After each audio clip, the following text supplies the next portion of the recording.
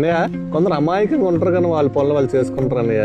బావా అయితే వీడికి ఒక మంచి కథ చెప్పాలి బావా. ఒక రాజు తన మంత్రిని పిలిచి బాగా తిట్టాడట, అవమానపరిచాడు. ఎందుకో తెలుసా?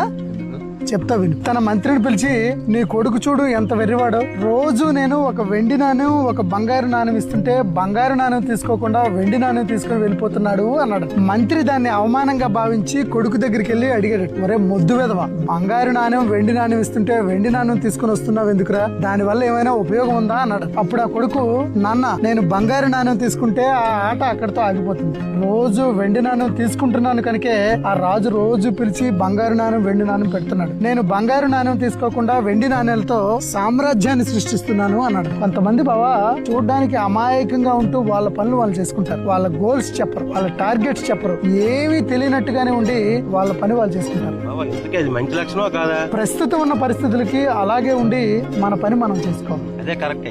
ఎస్.